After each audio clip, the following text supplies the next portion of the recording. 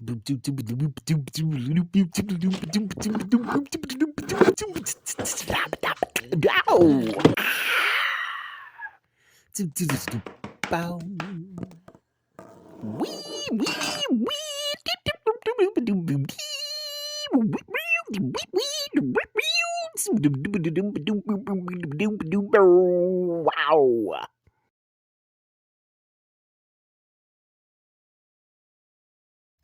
Ooh boy, it is getting serious in Hollywood, y'all. What's up, everybody? My name is Michael Stevenson. Ooh boy, can't even say my name today. My name is Michael Stevenson. I am an independent author, writer, etc. Welcome to my YouTube channel. If this is your first time here, this is part of my entertainment industry series. I do other things on the channel, or I will be doing other things on the channel. For the most part, most of my entertainment industry stuff is sequential. So there are episodes 1, 2, 3. And the reason why it is sequential is because of the fact that in the earlier episodes, I'm trying to establish a particular lingo, a particular language, a particular shorthand with you guys, the viewers, so that later on in later videos, I can just refer to that shorthand and everybody just knows exactly what I'm talking about. So that hopefully, the idea is that the videos would be shorter. Let me say though that I am long-winded. So, I don't know if that's actually going to become a thing. But with that being said, if this is your first time, I know that this video is being released sort of out of order, so it probably doesn't have an episode count to it. But if this is your first time, I would please ask you to go and watch some of my previous videos as they are numbered, and they will give you a better sense of where I'm coming from mentally. So with all that said, oh boy, July 14th, right now today that I'm recording this, the Actors Guild, the SAG and SAG-AFTRA, so Screen Actors Guild, and the American Film, Television, and Radio, I believe, actors. I think that's what it stands for. You'll have to forgive me as I can't. I haven't gone through the SAG-AFTRA in a long time, so I can't remember what AFTRA stands for.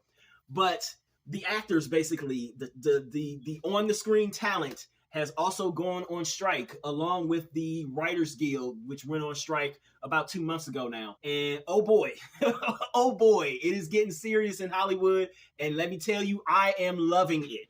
So first off, let me say this. If we're keeping it real, fresh, and funky, we as consumers, and again, I consider myself both to be a consumer as well as an artist entertainer. Yes, I consider myself to be part of the industry. I'm just independent, so you don't really know who my name.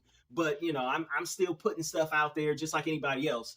And maybe you will eventually know my name, right? With that being said, me just coming as you from a consumer, we are not the only ones who know that Hollywood has had quite a few problems. Yeah, there are tons of videos all online, TikToks, YouTubes, Instagrams, etc., that do the exact same thing that I do. And I've already talked about in some of my other videos why it is that I am late to the party when it comes to talking about how broken and just sort of out there that Hollywood is, okay? There's a lot of stuff that is going on right now that is just sort of wacky. It's just hard to figure out where the future of entertainment is going. Mind you, I do feel like I probably was one of those people who, even though I'm joining this party late, so to speak, I felt like I noticed stuff super early. Some people only started noticing this in like 2015, 2016. But I thought way back in freaking 2009, and as I said in another video talking about the Avatar era, listen, I thought that Avatar was a harbinger of some bad stuff to come way back then, and look at where we are now. We're in that Avatar era. I do have a video on that later, but that you maybe can check out. It might be on the channel already, maybe not. But I knew back then that things were not looking good in Hollywood. That was way back in 2009. That was 14 years ago. Looking at it now, the things that I thought back then, they not only still stand, but the other stuff that I have been anticipating has also come to light. I've been saying for a long time that the way in which I feel that the industry has been going for the last 14 years, basically since Avatar came out, is not in a good way. And yes, there have been some bright spots here and there, counter to what a lot of other filmmakers like Quentin Tarantino and like Martin Scorsese, counter to what they have come out and said. I do like what Marvel has done, although I do feel like, yes, Martin Scorsese and Quentin Tarantino's comments, they weren't wrong. They definitely have a place. I also feel that was one of the bright spots. I also feel like we've had just way too many dark spots. The industry seems like it's changed so much simply because of streaming, but it's also changed in other little ways that it feels like, man, I just don't know if we can survive as an industry. This is talking from an artist / entertainer's perspective. I don't know if we can survive as an industry going forward. This is one of the reasons why I was making some of my videos.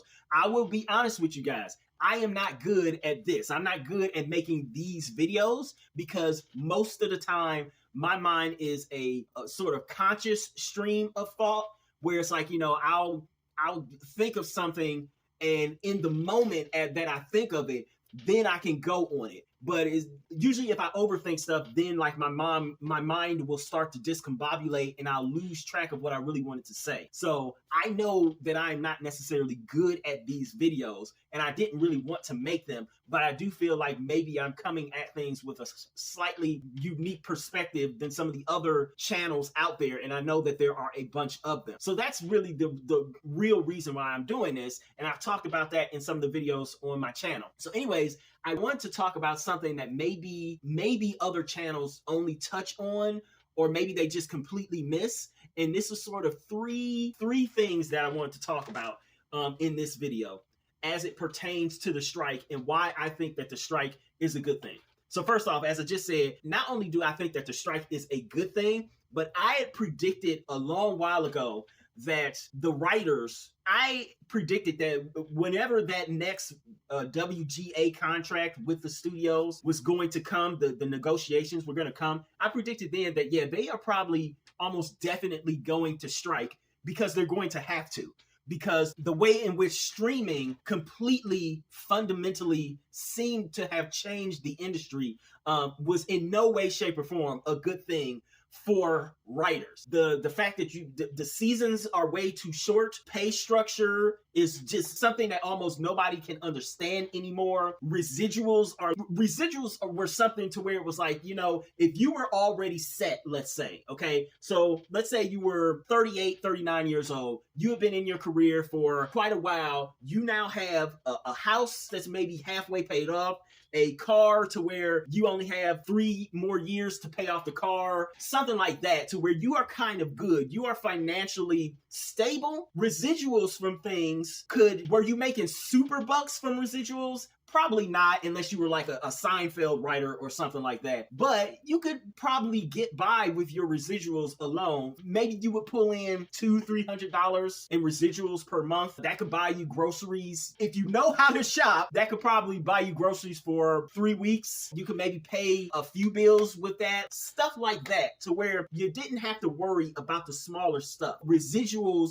they're not huge once the project is far out, but they do make a difference. That structure was just so blown to smithereens that it was impossible for me to see the studios once saying, yeah, we're going to go back to this old structure, and for me to also see writers being like, yeah, we're okay with not really receiving residuals anymore. Like, we're kind of okay with you stiffing us. And so I predicted that the writers would go on strike, but not only would they have to go on strike, but that it would have to be a long strike. In other words, this has to be painful for Hollywood. Hollywood had, I hate to say this, because there might be some, Hollywood professionals, and I would love to network with them. I would love to talk. I would love to do all that so I could potentially get discovered and start my career and all that stuff. But Hollywood has to bleed. The writers, especially with AI coming in, I almost wish that this had happened a year ago before AI truly took off. Because now that AI is taking off,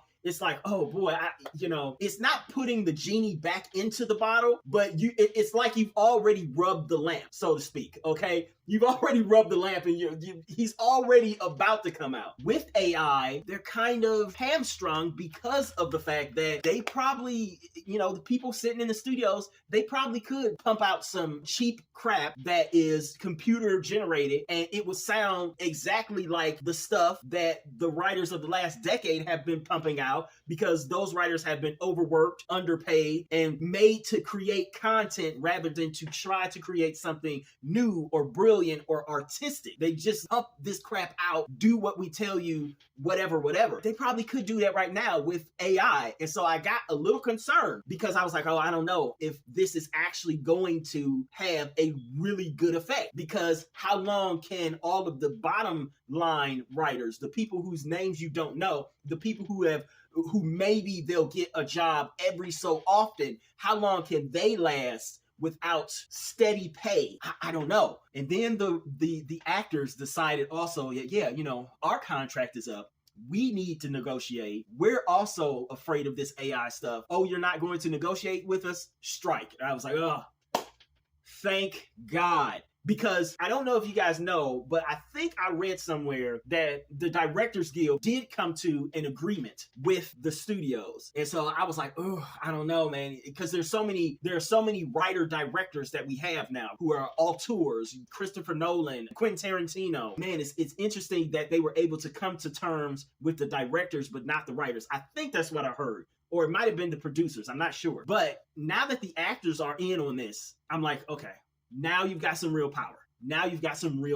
First off, the whole idea that, all these actors and actresses, they make millions of dollars and I'm not going to support the strike because, all these actors and actresses, they're spoiled, blah, blah, blah, yada, yada, yada. Listen, there are some actors and actresses that do make millions of dollars, but you have to realize that, one, they are generally the A-list people. In almost any singular year that you have, there are only roughly about 120. Again, 120 top line A-list actresses, actors, and celebrity / star people. I use that term loosely because I've said multiple times on my channel that we don't really have stars anymore. We have celebrities who star in movies. But really only about 120 people are the ones making the big $1 million paychecks every single time they go out for a project. What you really have with 160,000 actors and actresses who are in the SAG-AFTRA who are striking is that you really have a bunch of people, thousands of people, actors and actresses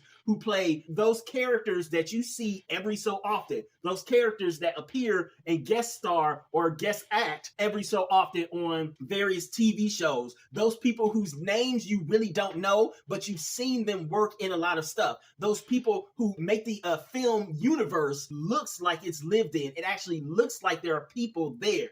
There are actors and actresses who, again, they do some of the grunt work, so to speak, of filling out the rest of the world that is created on screen. They are not necessarily the big name stars and the people that you know of. Those are all the people that are in SAG along with the stars. So when you say, oh my God, I'm not going to support the SAG-AFTRA because you have all these spoiled celebrities, you're actually really more so than anything saying that you're not going to support those kind of everyday working man, working woman type of actors and actresses who they don't make the millions of dollars. They'll make $1,000 here, $1,000 there, a couple 10,000, maybe 100,000. And then they have to go home and they have to hustle and grind to get their next role, their next part, because they aren't the star. They aren't a series regular. They aren't somebody whose name you know. Those are the people who are striking along with the stars. You can't separate the two. They're all in it together, okay? And I mention that because I hate the fact that I have read way too many comments talking about how, oh, all these stars are spoiled. They shouldn't be doing this. They shouldn't be doing that, yada, yada, yada. It's like, listen, every star was once just some no-name actor or actress who was struggling, and they eventually worked to get to be a star, to get to that place. But if they are going to be mistreated down here, then they probably never will get to be up here. Okay? I mean, I just hate that every time it concerns art and entertainment, people are super quick to say, well, I'm not going to support them. Like, I support almost any union. The striking baristas in all the Starbucks, I support them. The Amazon workers who are trying to unionize, I support that. It's a union. Everybody is not at the top. There are tons of people who are just in the middle and at the bottom, and they have to have the kind of protections that the big stars have as well. Again, this whole idea of, oh man, these stars are so spoiled, they're getting millions and millions of dollars, blah blah blah. Listen, I understand it, I really do, but also just remember that everybody is not a star. Next, on a little rundown, you have to also remember what it is that the actors can and cannot do during this time. So The View in the last 2 months or so gotten quite a bit of flack from Hollywood in general for basically not shutting down to support the Writers Guild. For 2 months or so, Whoopi Goldberg and all the other hosts on The View have been going scriptless because they don't have any writers. They don't have writers to queue up the different topics that they're going to talk about that day. They don't have the writers to write intros and outros and, commercial breaks and all that stuff for them. So they're just sort of going off the top of their dome. Now, of course, Joy Behar and Whoopi Goldberg, having been in the industry for so long, they can do that. I think some of their younger co-hosts, they are journalists, so talking about certain news, it might come naturally to them, but they also were still kind of struggling, even though it's a talk show, so you're supposed to talk off the top of your head. But they got some flack because they weren't really supporting the Writers Guild of America. So what is it that the actors and actresses can and can't do? Basically, they can't do anything. So in past years, and this is one of the reasons why we have so much reality show TV as we do right now, I believe it was 2007, the writers went on strike then as well. Many analysts of the industry, like I sort of am, credit that 2007 strike with the rise of the Kardashians, okay? Because TV still needs content, it still needs to put something out there for people to watch. And if you don't have any writers writing scripted shows, then the next thing that you can turn to is reality TV. Since then, they've gone back to a hybrid in which is part reality, part game show. So all throughout the summer on a lot of different TV shows, you have tons of game shows. You have the Celebrity Family Feud, Celebrity Jeopardy. My phone cut off there. Sorry about that. They can't do sound, like they can't do a whole lot of stuff. So obviously they can't act on camera. They can't do sound finishing. That's what I call it. I know I'm forgetting the proper term for it, but it's basically going back when the audio hasn't been recorded well enough on set. They have to go back in post-production and dub their voices to do the audio again. They can't do that. So there are going to be some films that are just sort of sitting there on the shelf that they've shot all the footage that they want. They've even shot some retakes, some retake footage, but the sound quality is terrible. You can't hear the audio. You can't hear what the people are saying. And it's just going to have to sit there, or they're going to have to put it out as a bad product. They also can't do any sort of voiceover work. Now, obviously, I know that they weren't going to be able to do any voiceover work. However, I don't know if that affects video games as well. SAG-AFTRA, when it was first established, of course, there were no such things as video games. It was just film. And then, of course, later television came along, and, they were covering, I think they were covering radio as well. And then, of course, cartoons also. So they can't do cartoons either. But video games is a very interesting one, because even though I've had encounters with working with video game developers before, I don't know if the talent there have their own union that they have to be part of, or if video games are covered under SAG-AFTRA as well, right?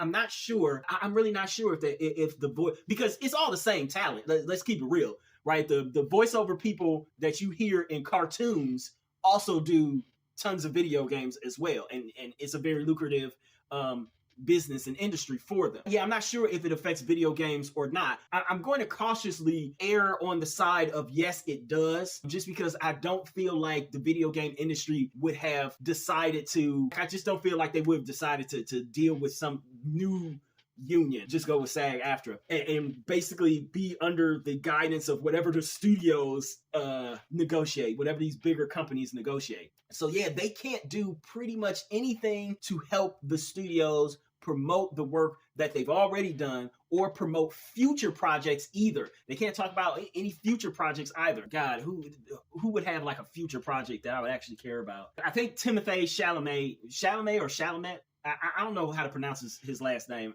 and I've looked it up a couple of times, and I've seen multiple pronunciations. He's got the Wonka film coming out later this year, I think in either December or October.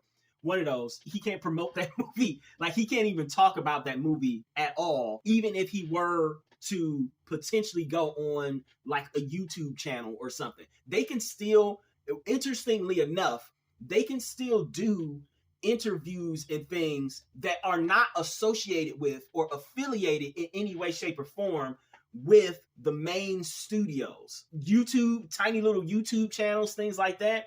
Like, yeah, hey, reach out to some of these celebrities. See if they actually do want to come on your channel just to talk. Because it's like, number one, most likely, you probably don't have the money to pay them. But they also, if the strike continues on long into the weeks, months, whatever, they'll probably want to get their ideas and their opinions out, their side of the story out as much as possible. So obviously they're going to use their own channels if they have them. They're going to use their own social media if they have them. But they are also, I wouldn't doubt them that they would appear on other forms of social media and other places, other platforms that maybe they normally wouldn't appear on. But yeah, they can't do any sort of true legitimate interviews with, like, you know, these bigger companies, right, to promote anything. See, this video has already been long, and I swear to God, I haven't even talked about the thing that I actually wanted to talk about. All right, I'll just put it in another video because this one is already too long. I just wanted to do a rundown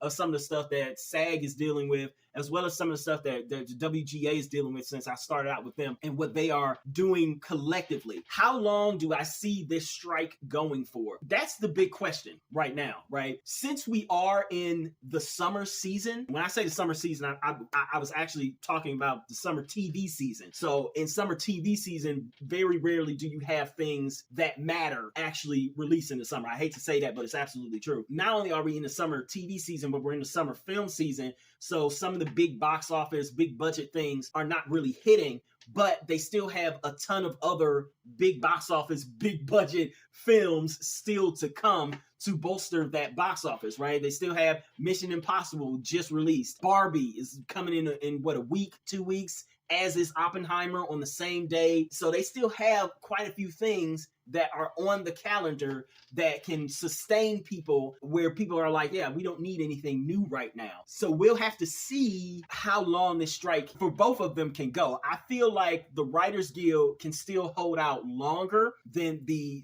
Actors Guild. And let me be very clear about this, okay? Am I excited that they are going on strike? Yes, I absolutely am. Why? Because again, I think that Hollywood needs to change in a lot of different aspects, like so many. It needs to change from the consumer side, because some of the movies and some of the TV shows that they are putting out are not really good anymore. And, you know, that's how a lot of my stuff is based on. Consumers, we need to change too, though. And you can see that in my videos as well, because in my videos, I try to attack this problem from 3 different sides: from the business side, from the consumer side, and then from the artist and entertainer side. So it's 3 aspects of it. And all of those aspects, in my opinion, need to change. They need to change the way that they do the contracts so that they are more friendly to all of the talent. Basically, I feel like they should be paying people what they are worth.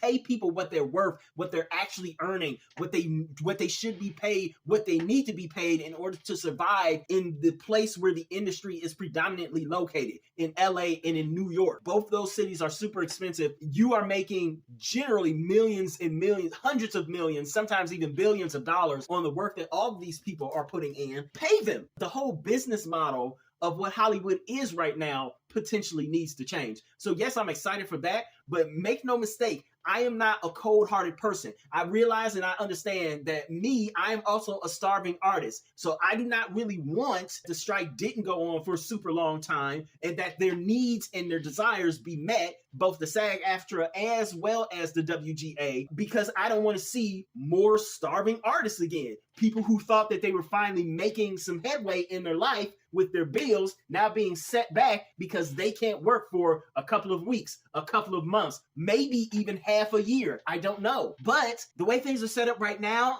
I can only see a long strike. When you have Bob Iger of Disney coming out and saying, oh, you know, the actors are being just unreasonable. Like, what? Huh? Bro, how much money did you make just last year alone? And you only just came back to Disney. Disney is continually making billion-dollar movies per year. Like, what are you talking about? What are you talking about, dude? Stop. If I had to predict how long both strikes would last, the WGA strike will last probably longer than the actors and actresses. Like I said, they can't do any voice work. They also can't do any hosting. And generally, when the WGA goes on strike, a lot of actors and actresses, they'll dust off their voice work. Maybe they'll host a TV show, or they find other ways to make money and get their face out there. Now that they can't do that, that's going to be super heavy for 160,000. Yeah, that's going to be super heavy for a lot of people. A lot of people. Unless there is a breakthrough in the next 2 weeks, I see both strikes going at least into September. The Emmys might also be canceled. I just can't see any of them lasting for less, either strike lasting for less than 45 days at the least. Everybody's going to have to hurt in this one. And it's going to be a very interesting thing how Hollywood recovers from it. Right now, we are 10 years ago with climate change. Nobody is going to feel the fact that Hollywood has essentially shut down, except for people who work in Hollywood. Nobody's going to feel that it's shut down. They have way too much content that they can still release for weeks on end, maybe even for months on end, that it's going to keep people satiated. It's going to keep them sustained. My best guess is that maybe the writers come back in October. That's my best guess. It could be longer than that, though. With the whole AI thing and the way that the industry is trending right now with streaming and all that stuff, they need to hold out as long as possible to get literally every single thing that they want or need. If you compromise, you can compromise on the tiniest of things. But the moment you start compromising on those mid-level things to where it's like, yeah, this is kind of big, but maybe we can sort of live without it. I don't know. I think you need to get as much as you can, because AI is coming and robots are not too far behind on them. CGI is already here, right? And has been here for years and years on end. And the consumer is changing. So you need to lock some of these things in right now. Right now. Don't bend on most of this stuff for SAG and for WGA. That's all I'm going to say. I support you. I wish that I was a member with you guys. Hopefully somehow, some way, some miraculous way, this whole thing ends up good for me and suddenly I become popular, or I actually start to live out my dreams somehow through this. I don't know how. Let God do the work, but we shall see. Everybody. So while I don't have an official sign off yet, I guess I should do the whole please like, comment, share, and if you so desire and you want to see more, subscribe. But more importantly, I will ask that you please go and purchase one of my books. They are mostly ebooks, and pretty much they are all under $10. See if any of my work is actually any good, if it lives up to any of the things that I'm talking about here on my channel, specifically with the entertainment industry videos. So please go purchase my books. All of my links are down below. Thank you.